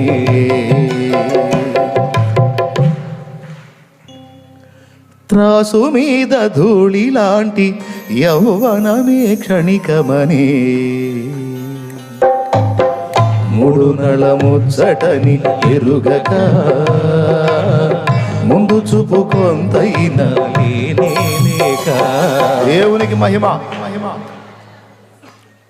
భక్తిహీనులకు ఎందుకు తీర్పు రావటం ఆలస్యం అవుతుంది? వాళ్ళు ఎందుకు బాగానే వర్ధిల్లుతున్నారు, నీతిమంతులు ఎందుకు శ్రమ పడుతున్నారు అంటే, నీతిమంతులు శ్రమ పడుట వెనక దేవుని హస్తం ఉంది. అది వారి మేలు కోసం దేవుడు అనుమతిస్తున్న దెబ్బలవి. భక్తిహీనులకు ఎందుకు క్షేమం కలిగింది, తీర్పు ఎందుకు రాకున్నది అంటే, వారికి ఒకే ఒక్కసారి తీర్పు పెళ్ళున దిగింది. అందుకు లేటు. కావాలా నీకు కూడా? వద్దులే, ఎందుకు వచ్చిన గొడవ, వాడి చావని అవకాశం ఉంటే మారాలని ప్రార్థన చేయ అంతే. ఎందుకంటే ఒకేసారి తేడా పడతాడు వాడు. మారు మనస్సు పొందుటకు దానికి సమయం ఇచ్చి తిని, కానీ అది మారు మనస్సు పొందనొల్లకున్నది గనుక దాన్ని మంచము పట్టిస్తానన్నాడు. ప్రకటన గ్రంథము 2వ అధ్యాయము 20వ వచనం తొందరగా చూడు. ప్రకటన 2:20. అయినను నీ మీద తప్పు ఒకటి నేను మోపవలసి ఉన్నది, ఏమనగా తాను ప్రవక్తనని చెప్పుకొనుచున్న యెజెబెలను స్త్రీని నీవు ఉండనిచ్చుచున్నావు. జారత్వము చేయుటకును విగ్రహములకు బలిచ్చిన వాటిని తినుటకును అది నా దాసులకు బోధించుచు వారిని మోసపరుచుచున్నది. మారు మనసు పొందుటకు నేను దానికి సమయం ఇచ్చి తిని గాని అది తన జారత్వమును విడిచిపెట్టి మారు మనసు పొందనలదు. అది లెక్క. కాబట్టి ఏం చేస్తాడు? ఇదిగో నేను దానిని మంచము పట్టించి. ఆ మాట ఎప్పుడన్నా ఆలోచించారా మీరు? ఆ మాట ఎప్పుడన్నా ఆలోచించారా? మంచం పట్టియటం ఏందండి అంటే, మంచాన్ని వేస్తానని. మంచాన్ని వేయటం ఏంటి? సడన్గా పడిపోద్ది, గిలగిల దండుకుండా ఉండదు. అందరికీ చెప్తున్నా, అన్ని అవయవాలు బాగున్నంత వరకే ఎవరి డ్యాన్స్ అయినా, ఎవరి నాట్యమైనా, ఏ అవయవం తేడా పడ్డా మంచాన పడితే కనపడేది ఒరిజినల్ సినిమా ఒక్కొక్కళ్ళకి. అందుకే మిడిసి పడొద్దని చెబుతుంటాను నేను. కాస్త అన్ని కాలు చేయి అన్ని బాగుంటే మిడిసి పడద్దు. ప్రేమ కలిగి వ్యవహరించండి, దీనులై వ్యవహరించండి. కండ సిరి నడమంత్రపు సిరి చూసుకొని మిడిసి పడొద్దు. ఏ కొంచెం కళ్ళెర్ర చేసినా మంచం మరణమే, తెలుసా? అట్లా ఆ ఇబ్బంది పడుతున్న వాళ్ళు ఉన్నారు ఇప్పుడు. కాబట్టి మనం ఆ మెట్టుకి వెళ్ళకుండాన్నట్లు దేవుని చేత ముందుగానే సరిచేయబడదాం. ఆలస్యం ఎందుకు అంటే, భక్తిహీనులకు తీర్పు ఆలస్యం ఎందుకు అంటే, ఒకేసారి పెళ్ళున దించడానికి. వాళ్ళు క్షేమంగా కనపడ్డారని నువ్వేదేదో ఊహించుకోవాకు. కొంతమంది అంటారు, కడుపులో మండిపోయింది నా దగ్గరకు వచ్చి అంటారు, అన్యులకి బాగా ఉద్యోగం వస్తుందన్న, అన్యులు బాగా వాళ్ళ పని బాగుంది. నిన్న కూడా ఓ పిచ్చి తల్లి అంటుంది, నా కోపం రాలేదు కానీ పాపం జాలి కలిగింది. నిన్న ఒక చెల్లి అంటుంది, అన్యులు మా దగ్గర ఉన్నారు, వాళ్ళకి బాగానే సంబంధాలు వచ్చినాయి, వాళ్ళ లైఫ్ బాగానే ఉంది, వాళ్ళకి ఉద్యోగస్తులు అని అంట. నాకు బాధ కలిగింది. అరే పిచ్చిదాన్న, నువ్వేమిటమ్మా నువ్వు వింటున్నావు వాక్యం అంటే? అంతర్లీనంగా ఉన్న అభిప్రాయం ఏంటంటే, వాళ్ళు అన్యులు వ్యర్థమైన దానిలో ఉన్నారు, వాళ్ళు బాగానే ఉన్నారు, వాళ్ళకి అన్నీ అనుకునే జరుగుతున్నాయి, నాకెందుకు జరగట్లా అంటే వెలిచూపులు చూసుకుంటుంది పిచ్చి తల్లి. ఉద్యోగస్తులు దొరికారు, లేకపోతే మంచిగా వాళ్ళకి ఉద్యోగాలు వచ్చినాయి, లేకపోతే వాళ్ళు అట్లున్నారు ఇట్లున్నారని. నేను ఒక్క మాట చెప్పనా, వెలిచూపులకు వాళ్ళు ఏదో కళ్ళకళ్ళలాడుతున్నట్టు కనపడితే అది నిజమని భ్రమపడకండి. మళ్ళీ చెప్తున్నా, అది నిజమని భ్రమపడి మోసపోకండి. సమాధానకర్త యేసు. యేసు ఉండని ఆ ఇంట సమాధానం ఏ పక్క నుంచి వచ్చిద్దమ్మా? కోట్ల డబ్బుంటే వచ్చిద్దా? పెద్ద ఉద్యోగాలుంటే వచ్చిద్దా? అష్టైశ్వర్యాలుంటే వచ్చిద్దా? ఇవన్నీ ఎన్నున్నా సమాధానకర్తయగు యేసు ఆ ఇంట లేనప్పుడు అది శాపగ్రస్తమే. వాళ్ళు చూపించే కళలన్నీ కహానీలే, వాళ్ళ పెదాల మీద కనపడే నవ్వంతా నాటకమే. మళ్ళీ చెప్పేదా? సరిపోయిద్దా? ఎందుకు 2 సార్లు టైం వేస్ట్? మరి ఎక్కడ ఉంటుంది ఒరిజినల్?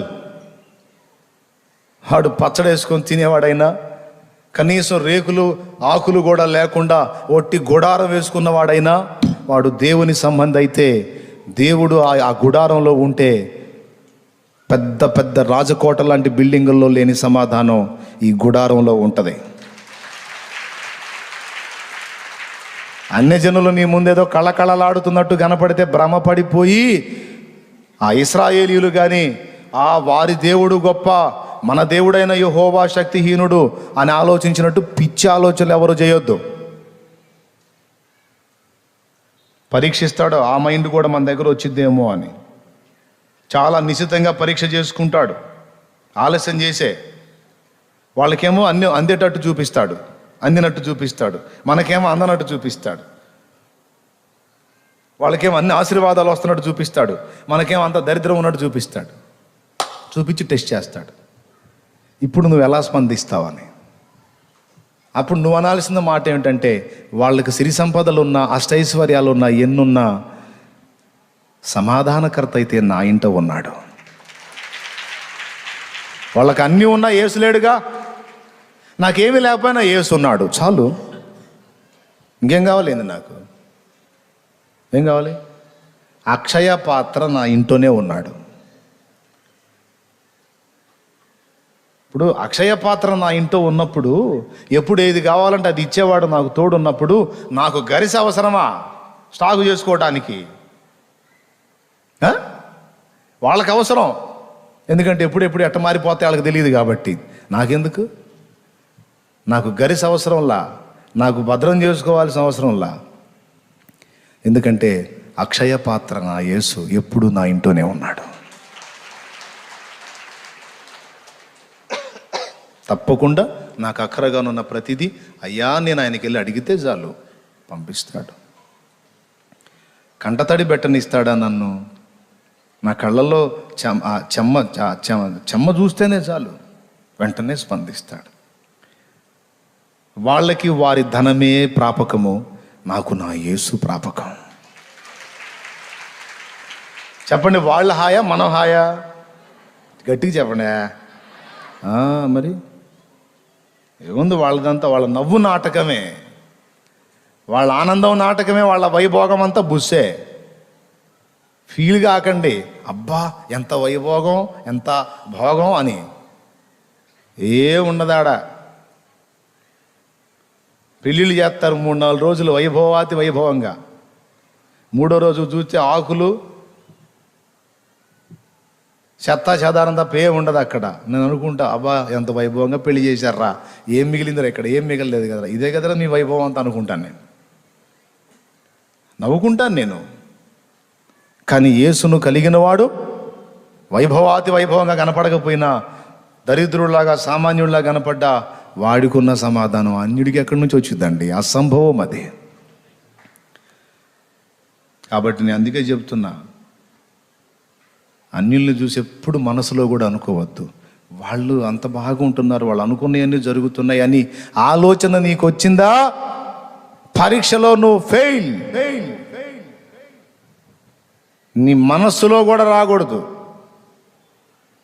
చెప్పు ఒకసారి, తలంపుల్లో కూడా రాకూడదు ఆ మాట. ఏడిశారు అనే మాటే. ఎందుకంటే వాళ్ళు ఎన్ని తీసుకొచ్చి ఎన్ని కలిగి ఉండి, వాళ్ళ బిల్డింగులు, అపార్ట్మెంట్లు, పొలాలు, ఉద్యోగాలు, వెండి బంగారం, డబ్బు, వాళ్ళకున్న కులగోత్రాలు, వాళ్ళ సంతాన సంపద మొత్తం తీసుకొచ్చి త్రాసులో లేక తక్కెడలో ఓ పక్కన పెట్టి, ఓ పక్కన యేసును కూర్చోబెడదాం. తూగుతాయా యేసుకి? చెప్పండి ఒక మాట, తూగుతాయా? యేసయ్య ఒక దగ్గర కూర్చుంటాడు, ఒక పక్కన కూర్చుంటాడు. ఆయన తెచ్చి పెడదాం. తేల్చేస్తాయా యేసయ్యని? లేపేస్తాయా యేసయ్యని? అరే, ఈ ప్రపంచం మొత్తాన్ని తెచ్చి ఆ త్రాసులో పెట్టినా కూడా యేసును కనీసం అణువు అంతా కూడా గదిలించలేవాయి. యేసు ఎక్కడా, ఇవన్నీ ఎక్కడా? కాబట్టి ఎప్పుడు మీరు అలా ఫీల్ అవ్వద్దు, ఓకేనా? నా దగ్గరకు వచ్చి మర్చిపోయి అంటారు, మర్చిపోతారు. నాకేమో ఇబ్బంది కలుగుతూ ఉంటుంది. ఆ మాట చెవులు వినపడితేనే ఎంతో అసహ్యంగా అనిపిస్తుంది నా మనసుకి. అన్యులు బాగున్నారు అన్న మాట నాకు వినబడితే అసలు వీళ్ళకి ఏమీ అర్థం కాలేదు, అసలు సబ్జెక్టే అర్థం కాలేదు, తిక్కలోళ్ళు అనిపిస్తుంది నాకు. వినపడకూడదు నాకు ఆ మాట, ఒప్పుకోను నేను. మీకు ఎంతమందికి అర్థమైందండి? బుర్ర బాగా తింటున్నానా? తింటున్నానా? దేవునికి మహిమ. ముగిస్తున్నాళ్ళే. ఏదో ఫ్యామిలీ మ్యాటర్ లాగా ఫ్రీగా మాట్లాడుకుంటున్నాం అంతే, ఏదో ప్రసంగం లాగా కాదు. రాకడెందుకు ఆలస్యం అవుతుంది అంటే పేతురులో చెప్పాడు, అంతటా అందరూ మారు మనసు పొంది రక్షణ పొందాలని ఆ మహారాజు ఆలస్యం చేస్తున్నాడు, లేకపోతే ఎప్పుడో వస్తాడు. అపహాసకులు బయలుదేరి వచ్చి ఏదో ఆయన రాకడా, ఏదో ఆయన వస్తాడని తెగ చెబుతున్నారు. నేను చిన్నప్పటి నుంచి చెబుతున్నారులే, ఆయన వచ్చింది లేదు, వీళ్ళు పోయింది లేదు. ఎందుకు ఆగాడో ఈ మాట అనేవాడికి తెలియదు. ఈ దరిద్రుడి కోసమే ఆగింది. ఆ మాట పలికే దరిద్రుడి కోసమే ఆగింది. ఆ దరిద్రుడికి ఆ సంగతి తెలియదు. దరిద్రుడు కదా, శాపగ్రస్తుడు కదా. ఈ శాపంలోంచి దరిద్రంలోంచి బయటికి తీసుకొద్దాం అని ఆలస్యం చేస్తున్నాడన్న సంగతి ఈ దరిద్రుడికి అర్థం కాదు. వెటకారాలు మాత్రం బాగా చేస్తాడు, అదే పెద్ద పాండిత్యం లాగా. కాబట్టి ఆయన రాకడ విషయంలోనైనా, మన వాగ్దానాల నెరవేర్పు విషయంలోనైనా, భక్తిహీనుల తీర్పు విషయంలోనైనా ఆలస్యం జరిగితే దానికి లాజిక్ ఇది. ఎంతమందికి అర్థమైందంటే, లాజరు దగ్గర ఆలస్యం ఎందుకు చేశాడంటే రెట్టింపు అద్భుతాన్ని చూపటానికి. అంతవరకు పాత నిబంధనలో ఏలియా ఎలీషాలు కూడా చచ్చిపోయిన వాళ్ళని లేపారు, కానీ స్పాట్. కానీ లాజరు విషయం ఒక మహా అద్భుతం. అంతవరకు పాత నిబంధనలో ఎన్నడూ కనీవిని ఎరగని అద్భుతం. 4 రోజుల తరువాత లేపటం చచ్చిపోయిన వ్యక్తిని. దేవునికి స్తోత్రం కలుగును గాక. అవునా? అంతకుముందు ఎవరన్నా ఉన్నారా? యేసయ్య చేసిందే. ఆలస్యం, అలక్ష్యం అన్నాను. కొన్నిసార్లు మనం మొత్తుకొని అడుగుతానే ఉంటాం, పట్టించుకోనట్టు ఉంటాడు. ఇందాక చెప్పిన అంశంలోనే ఇది కూడా వచ్చింది. విననట్టే ఉంటాడు. కనాను స్త్రీ ఒకతే వచ్చి ఆయన మార్గమున పోవచ్చుండగా, ప్రభువా నా కుమార్తె చావు బ్రతుకుల్లో ఉంది, కాపాడవా అంటే లక్ష్యం చేయలా, అలక్ష్యం చేశాడు ఆమెని. అంటే పట్టించుకోకుండా వెళ్ళిపోతున్నాడు. అలక్ష్యము అంటే పట్టించుకొనకపోవుట, లక్ష్యం ఉంచుట అంటే పట్టించుకొనుట, అలక్ష్యం అంటే లెక్క చేయకపోవడం. వెళ్ళిపోతున్నాడు. వెంటబడింది, ఇంకా పెద్దగా అరవటం మొదలుపెట్టింది. శిష్యులు ఏందిరా ఈమె గోల అని, ప్రభువా ఈమె ఎవరో అల్లాడిస్తుంది, కొంచెం ఆ సంగతి ఏందో చూడరాదా అన్నారు. ఆయన వైపు తిరిగి, ఏమ్మా నా కుమార్తె దురాత్మ చేత పీడించబడి చావు బ్రతుకుల్లో ఉంది ప్రభువా, నువ్వు బ్రతికించవా అని అడుగుద్ది. పిల్లల రొట్టె ముక్కలు తీసి కుక్క పిల్లలకు వేయుట యుక్తము కాదంటాడు. ఆ మాటతో తృణీకరించాడు ఆమెని. తెలుసా మీకు, ఆమె కనానీయులలో కనాను స్త్రీ అన్నారు కదా. ఏ వంశస్థురాలు? సురోఫెనికయ వంశస్థురాలు.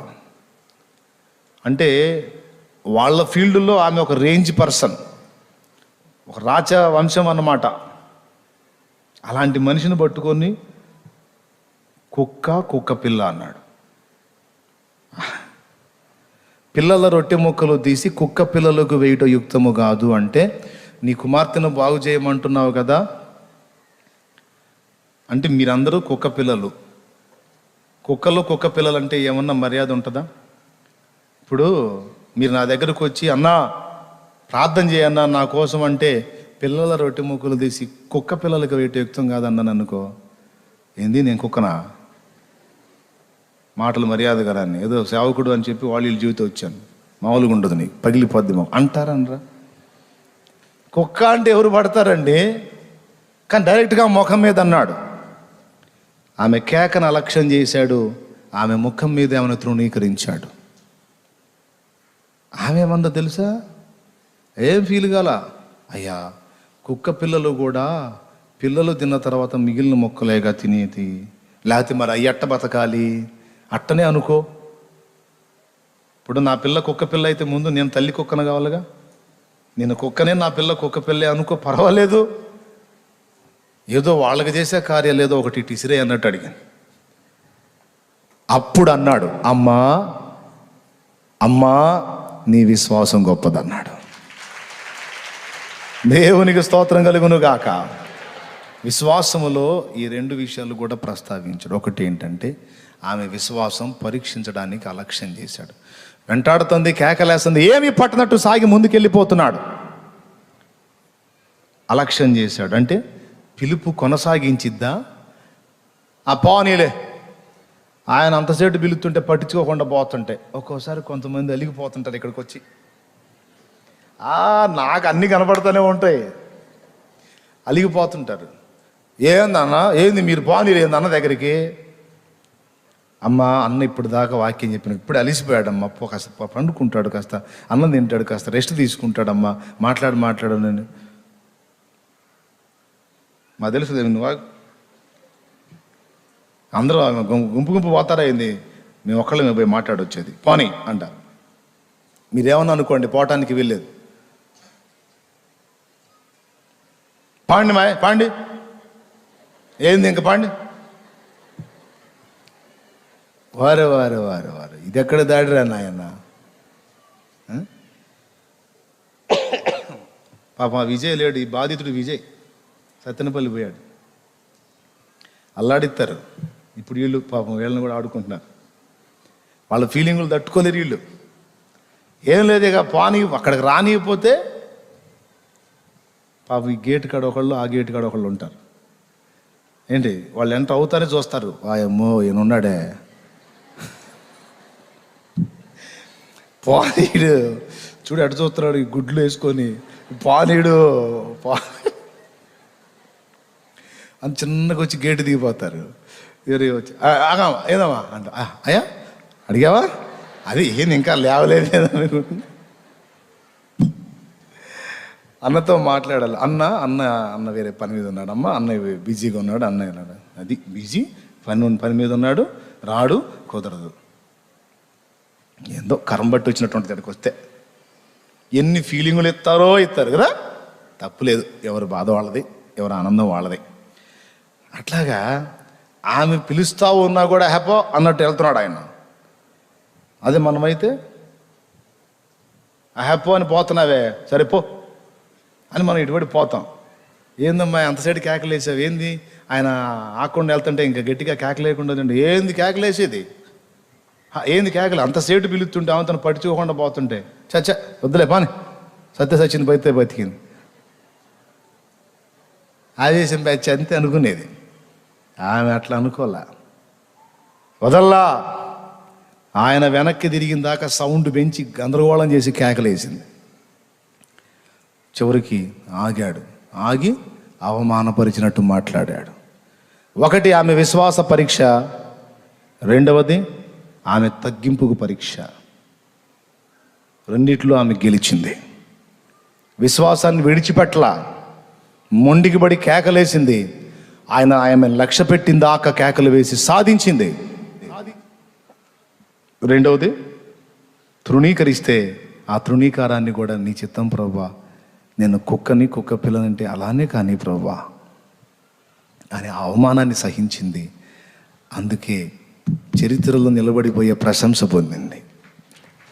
ఏమన్నా తెలుసా, అమ్మా నీ విశ్వాసం గొప్పదని ఏసయ్య అన్నాడంటే అది మామూలు విషయమా, మామూలు కిరీటమా? అప్పటి నుంచి ఇప్పటిదాకా తరతరాలుగా ఆమె గురించి చెప్పుకుంటూనే ఉన్నాగా. అంత గొప్ప ఆధిక్యత. పో నీ కూతురు బాగుపడింది పో అన్నాడు. పో ఈలాగు నీవు చేసినందున. చూడండి ఆ మాట చదువు తల్లి. మత్తయి సువార్త 15:27. ఇంకొంచెం చిన్నగా చెప్పమ్మా, పెద్ద జీవితం వాళ్ళు భయపడతారు, కొంచెం చిన్నగా చెప్ప. మత్తయి సువార్త 15:27. ఆమె నిజమే ప్రభువా, కుక్క పిల్లలు కూడా తమ యజమానుల బల్ల మీద నుండి పడు ముక్కలు తినును కదా అని చెప్పాను. అందుకు యేసు, అమ్మా నీ విశ్వాసము గొప్పది, నీవు కోరినట్ల నీకు అవునుగాక అని ఆమెతో చెప్పెను. ఆ గడియలోనే ఆమె కుమార్తె స్వస్థత పొందెను. ఇంకో చోట ఏముంటుందంటే, నీవు ఈలాగు చెప్పినందున, ఆ మాట ఉంటుంది. ఏముంటుంది తెలుసా, నీవు ఈలాగు చెప్పినందున పొమ్మో నీ కుమార్తె బాగుపడింది అన్నాడు. ఎక్కడుందా మాట? మార్కు సువార్త 7:29. చదువు. మార్కు 7:29. అందుకు ఆయన ఈ మాట చెప్పినందున వెళ్ళుము, దయ్యము నీ కుమార్తెను వదిలిపోయినదని ఆమెతో చెప్పెను. అద్దుగో, ఈ మాట చెప్పినందున. ఏ మాట?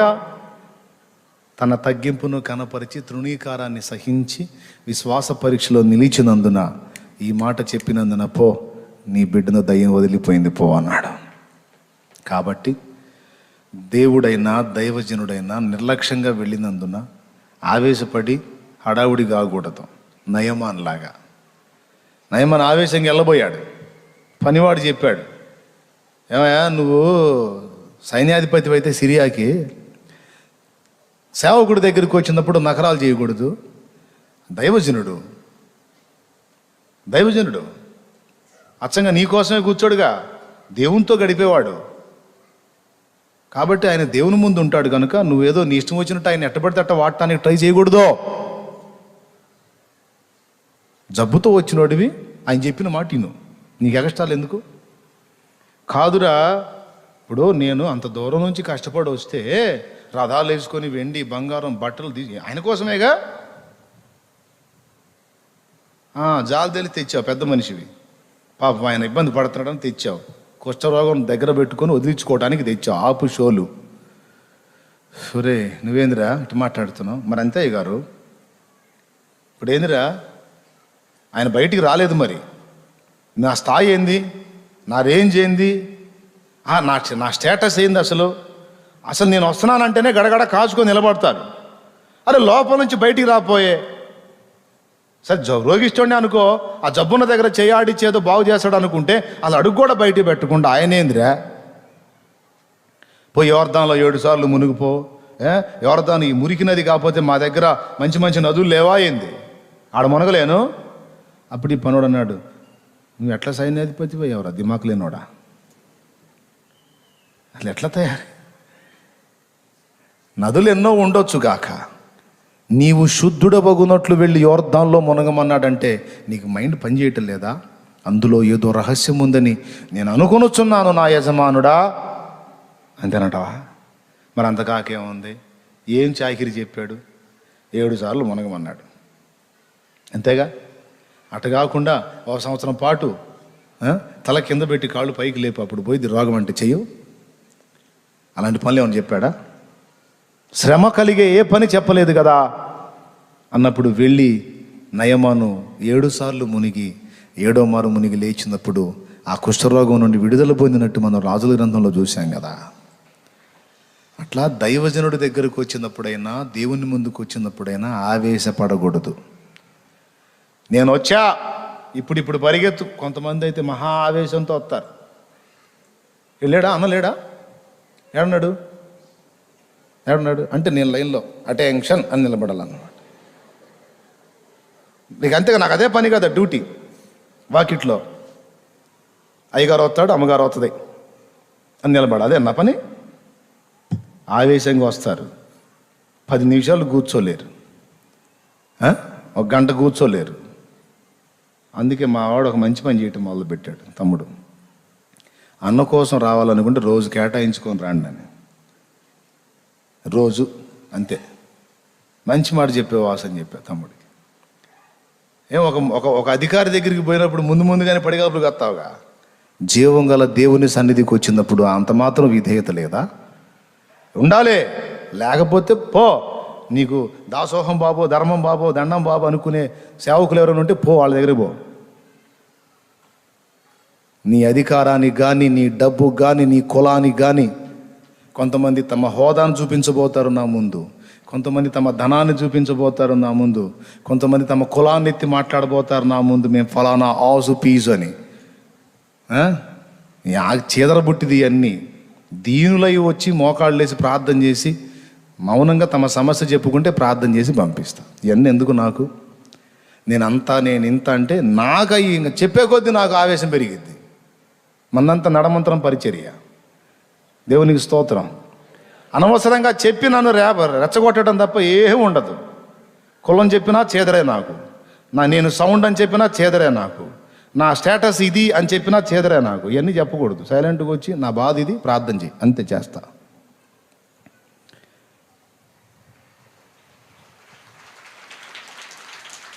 ఏమయ్యా, అయిపోయింది. ఇంకెందుకు మరి నీ సుత్తి అంతా ఎందుకు నాకు? నువ్వు ఎంత పుట్టింగు అయితే నాకెందుకు, నువ్వు ఎంత ఇదైతే నాకు. నా ముందు చెల్లదు, దేవుని ముందు చెల్లదు అది.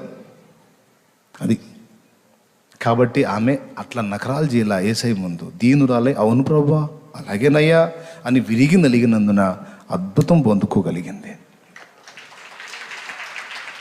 ఆలస్యం ఎందుకు? అదనపు ఆశీర్వాదం కోసం. అలక్ష్యం ఎందుకు? విశ్వాస పరీక్ష కోసం. స్తోత్రం. ఆశ్చర్యం ఎందుకు?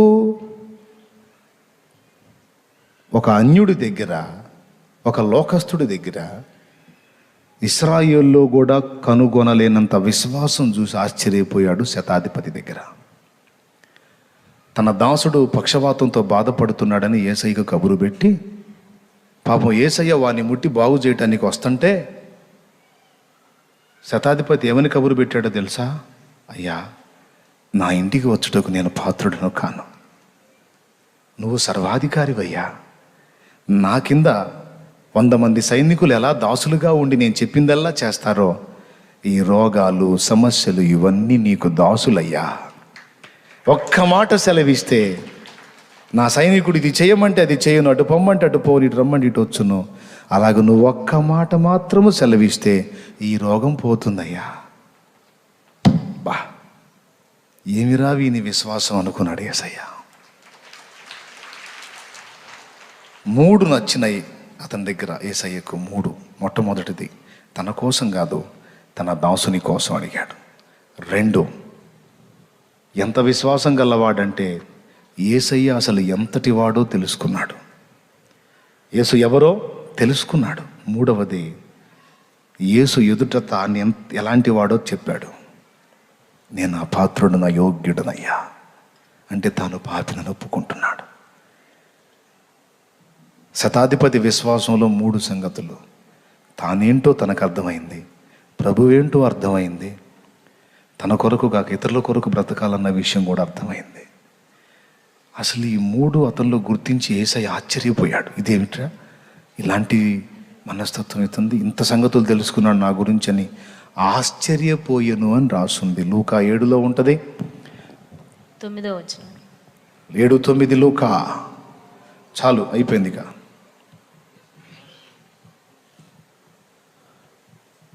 చదవలేదు ఏందమ్మా? యేసు ఈ మాటలు విని ఆశ్చర్యపడి తన వెంట వచ్చుచున్న జన సమూహం వైపు తిరిగి, ఇశ్రాయేలులోనైనను ఇంత గొప్ప విశ్వాసము నేను చూడలేదని మీతో చెప్పుచున్నానా నేను అని ఏం చేశాడు? ఆ దాసుని స్వస్థపరిచాడు. రైట్, అవునా? ఇప్పుడు 3 సందర్భాల్లో అద్భుతం జరిగిందా లేదా? అక్కడ ఆలస్యం, గొప్ప అద్భుతం. ఇక్కడ అలక్ష్యం, అద్భుతం. ఇక్కడ ఆశ్చర్యం, అద్భుతం. ఓకేనా? మనం కూడా ఆ 3 ఘట్టాలని గుర్తుపెట్టుకొని ఆయన ఆలస్యం చేశాడని సణుక్కోకుండా, గొణుక్కోకుండా దీన మనసుతో ఆయన వెంటబడి ఆయన కొరకు కాచుకోవాలి. విశ్వాస పరీక్షలో నెగ్గాలి. ఓరిమితో వాగ్దానాన్ని స్వతంత్రించుకోవాలి. దేవుని ముందు అన్యజనుల దేవతల్ని మెచ్చుకోలుగా ఎన్నడూ మాట్లాడకూడదు. పొరపాటున నీ మనసులో అభిప్రాయం కలిగినా నువ్వు ఫెయిల్ అయినట్టే. ఒకవేళ ఎవరైనా అలా అని ఉంటే క్షమాపణ అడగండి దేవుణ్ణి. ఐఎమ్ వెరీ సారీ దేవా, నన్ను దయచేసి క్షమించు. ఇతరులతో పోల్చి నిన్ను తక్కువ చేసి మాట్లాడాను, ఎంత తప్పు చేశానయ్యా అని ప్రార్థన చేసుకో. ఓకేనా? అద్భుతం ఎప్పుడు జరుగుతుంది? ఓపికతో సహించినప్పుడు. అద్భుతం ఎప్పుడు జరుగుతుంది? విశ్వాస పరీక్షలో నిలిచినప్పుడు. అద్భుతం ఎప్పుడు జరుగుతుందంటే ప్రభు ఆశ్చర్యపోయేంత విశ్వాసం కనపరిచినప్పుడు.